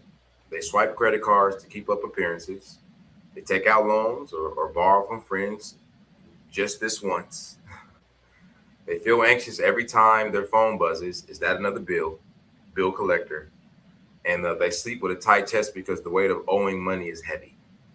Then we have the, borrowers often want to do better. They just feel stuck, like they're digging a hole and can't stop. And spenders, they spend everything they earn as soon as it comes in. They live for the moment. YOLO mindset. Tells themselves, I'll save later. I'll save later. They struggle to track where their money goes. They often feel regret after big splurges, but keep repeating the cycle. Spenders crave freedom. Again, they're passionate about freedom, but they're not committed to it. But they end up trapped in the cycle of earning and emptying. So again, I earn money just to spend money. Again, that's where that whole I just need to make enough money to pay my bills. Have a little bit left over to have some fun at the local bar or local nightclub on the weekends. And last but not least, we got the keepers. They save a portion of everything they earn. They spend on what matters, not just what looks good. They track their money and know where it's going. They set goals and move toward them, one decision at a time. They sleep easier at night because their future is being built. Keepers aren't perfect. They just have a plan. So be honest with yourself. Which which one have you been? Which one do you want to be? So like I said, when I'm talking about you gotta be something, that's what ultimately what I'm referring to. You gotta be a spender, you gotta be a sparer, or you're gonna be a keeper. That's why I titled the book Earn for Keeps, because you gotta be keepers if you really want to achieve this thing we call generational wealth or just financial stability or financial freedom, whatever label works best for you, ladies and gentlemen. Like you're gonna have to be a keeper to make that happen. And again, that's gonna come with some significant lifestyle changes when it comes to your habits. And one of those biggest things is saying no to the other. So once you make that decision to be a keeper, the biggest aha or changes you're gonna have to make is saying no to the people who decide to be spenders and borrowers. Because again, every time they want to go do something, let's come out to eat here or let's go out. Again, I find it fascinating now that I used to be at a point where I would allow someone to say, "I just got a raise, so I got a 50 cent raise at my work. Let's go party." Yeah. It's just like what? So it's just Spending like money before they get it. like I'm not saying not enjoy life, not have fun, not do your thing, but again, have a plan for it. That's what I am saying. Like plan accordingly. Be strategic about it. And what I've realized, what I've learned to realize, is when you start being a keeper, you end up having a lot more money to do the fun things you want to do in life. You're able to do it on a level that you weren't ever able to do it when you were operating as a spender and a borrower. Because again, now you're planning for these things. You're giving yourself a specific target. Again, it's a big difference between okay, I just want to. I go out to eat. I just met a young lady recently. She was saying that I go out to eat every night. Now, prior to her saying that, I was like, oh yeah, look at Shorty over there, like duh. But then once she said that, I immediately became unattracted to it. Like immediately. So I was just like, oh no, like this never will work. Because again, and that's part of I'm a what you firm were asking believer. with your question, Dr. Dunbar. That's exactly those kind of habits that people should be watching out for, whether it's a male or a female. Just Yeah, real quick before we run out of time, we like to keep it under 2 hours so the AI can cut it up. Plug your book price and where it can be purchased at again. All right, one more time, ladies and gentlemen. Earn for Keeps. I'm the author, Dhane the Stewart-Crowley. You can go find this at abrammarypublishing.com. ABRAM Mary MARY Publishing.com. It's $19.99. We do have bulk rates. You just have to email us to inquire what that is. Office at abrammarypublishing.com. Or you can go, obviously, for the time being, find on Amazon.com, search Earn for Keeps book, and it will come up. It'll look just like this. Once you see this cover, you know you're in the right place. Go ahead and buy it. Now, obviously, usually on Amazon Prime, for all my Prime users, you usually get it for free shipping. So you could probably get it with taxes. I'm in California. When I buy it, when I bought it so far from there, it's been like about $22 and change. So again, it's well worth it. And again, the reason why I price, I looked at it like this, I'm just like we don't mind spending $20 on. Last time I went to go eat at a fast food restaurant, I think I spent $20 on one meal for one person. You know what I'm saying? So like we don't mind spending $20 on a meal. We don't mind spending $20 on a case of a couple of bottles of water, cases of soda. So I'm just like just look at this. It's just like the average. I got friends. Their average Starbucks bill in the morning is like $25. Yeah.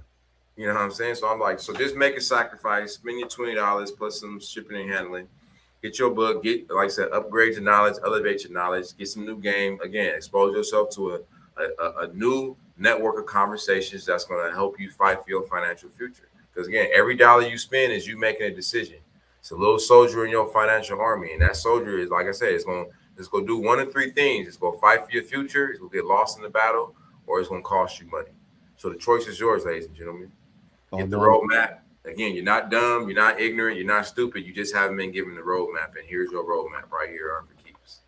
And on that note, on behalf of David Glover, the counselor himself, and myself, the Big Bad Wolf, and Dhane, we will thank you for joining us, and we will bid you an adieu. We will all see you next week, same time, same place. Y'all take care now. Peace. All right.